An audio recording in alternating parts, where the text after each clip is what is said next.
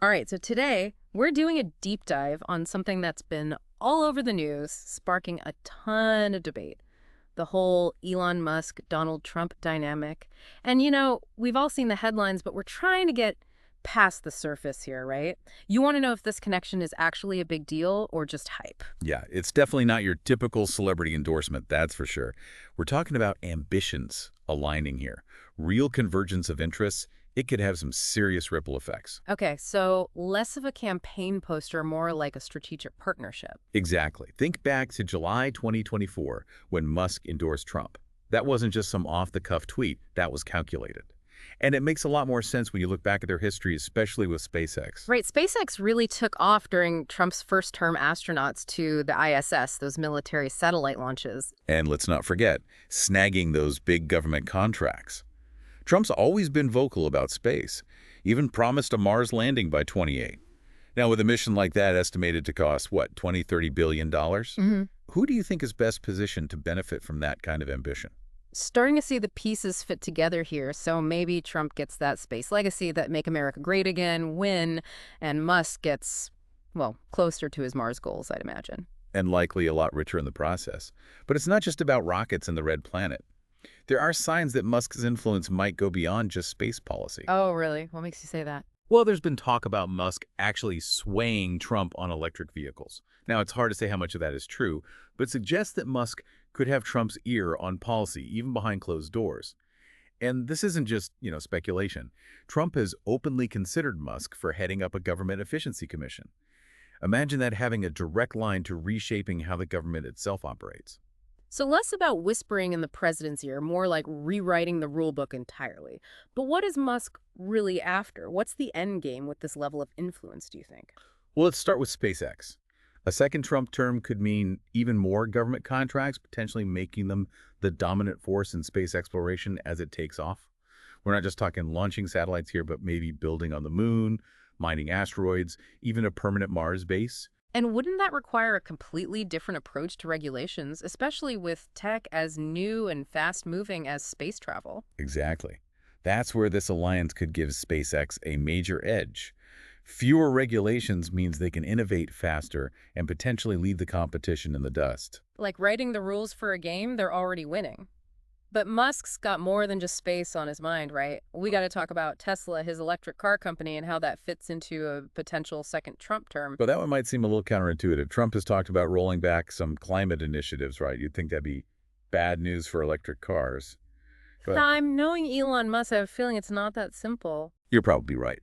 Musk said many times that he prefers market solutions over government mandates. Now imagine a scenario where, instead of strict fuel standards, the focus shifts to incentives for electric vehicles, bigger tax breaks, things like that. And who would benefit most from a policy shift like that? It almost seems like he's playing a longer game here. But what about the environmental impact of rolling back those government-led climate initiatives? Isn't that a risk? Yeah, it's a real concern. And that's something we have to consider with this whole alliance, right? The potential trade-offs. So on the one hand, maybe faster tech advancements, maybe even solutions to climate change coming from the private sector instead. But on the other hand, you got to ask, when so much power is in the hands of just a few people, what about oversight, accountability? Right, like who gets to decide what the right solutions even are? And what about the people who don't have a say in any of this? Exactly. And it's not just Tesla that could benefit from a more, shall we say, hands-off government. Don't forget X, what used to be Twitter. How did that fit into all of this? With Trump back on the platform, Musk in his ear, it could easily become the platform for the right wing. Giving Musk a huge amount of control, not just over what information people see, but the narratives that shape how they think, maybe even elections themselves. You got it. The level of influence here goes way beyond one company, one industry even. We're talking reshaping the media, reshaping politics, Yeah? maybe even reshaping what democracy looks like in the future. Okay, so we've talked about what Musk might get out of this. Government contracts, looser regulations, and a louder voice than ever before. But this can't all be about what Elon Musk wants, can it? What's the flip side? What's Trump getting from all of this, besides a one-way ticket to Mars, maybe? Don't underestimate that Mars ticket. The optics alone are huge. Musk's companies represent this whole American innovation thing, that progress that Trump built his whole brand on. SpaceX achieving these wild goals, putting Americans back on the moon, maybe even getting to Mars, that Feeds right into the Make America Great Again story. So Elon Musk's success becomes a tool for Trump to cement his own legacy. Exactly. And let's not forget access. Trump needs to be in the spotlight, right? Controlling the narrative. Siding with Musk means he's back in the social media game, maybe dodging those bans and fact checks that have been slowing him down. Like getting his digital megaphone back, but with Musk's reach and algorithms cranked up to 11. Okay, so strategically, it kind of makes sense for both of them. But we got to talk about the potential downsides here, right? We can't just gloss over those. Of course not. And there are several. We touched on the environmental concerns, but conflicts of interest are huge here. When you've got people with this much money and power operating in both government and business, it's just asking for corruption, or at the very least, a drop in public trust. It's true. One minute, Musk's talking space policy with the president. The next, he's lobbying for Tesla-friendly regulations. It gets really murky really fast. Where does serving the public good end and serving your own interests begin? And that's a slippery slope. Then there's Musk's track record, which, let's just say, he's not exactly known for being a rule follower. Yeah, that whole Tesla factory lockdown thing comes to mind. Defied public health orders because he decided production was more important. And that's worrying. It suggests he's willing to put his own agenda above everything else, even if it puts people at risk. Now imagine that kind of thinking with the power of the White House behind it. Okay, so we're talking potential conflicts of interest, disregard for rules. What else should set off alarm bells here? Well, stepping back for a second, this whole thing raises questions about power itself. In a democracy, if an unelected person like Elon Musk has this much sway over a president, what does that mean for how things are supposed to work? Where's the line between public service and private ambition? These are things we really need to be thinking about. It's a lot to unpack, that's for sure. But I think you've hit on something important about it's not just the policies themselves, it's who's making the decisions and who's really benefiting. It's easy to get caught up in all the possibilities, right?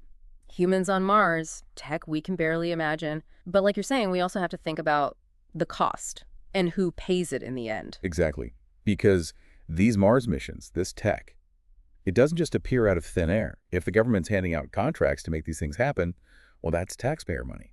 Money that could be used for other things entirely. So it's about priorities then. Like, are we really okay with potentially cutting back on things like social programs, education, even infrastructure here at home, all to build a Martian colony? Right. And it's not just the money itself. If Musk has this much influence, are we comfortable with him having a say in things like worker safety regulations, data privacy? What if those get rewritten in a way that benefits his companies, but maybe leaves everyday people with less protection? It's a trade-off we really need to be aware of. Right now, everyone's focused on the shiny new toys, all the cool possibilities, but the details matter too. How we get there matters. That's where things get tricky. And it's so important that we don't shy away from that tricky stuff.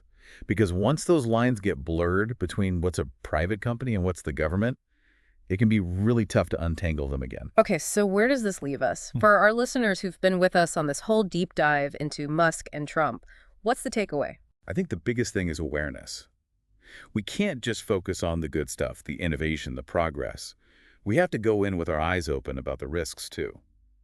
The conflicts of interest, what it means for democracy itself. So asking the tough questions, like who is really winning with these policies? Who's taking on the most risk?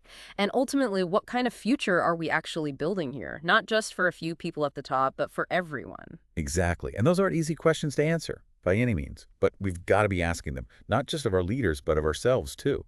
Because we all have a say in what happens next, whether we're building rockets to Mars or just trying to get by here on Earth. Well said. We've covered a lot today, from outer space to social media, from billion-dollar contracts to the fundamentals of power itself. There are no simple answers. But hopefully, this deep dive has given you, our listeners, something to think about, a deeper understanding of what might be at stake with this. Let's call it a unique partnership. It's certainly got people talking, that's for sure. It does indeed. And at the end of the day, the future is unwritten. It's up to all of us to decide what we want that future to look like.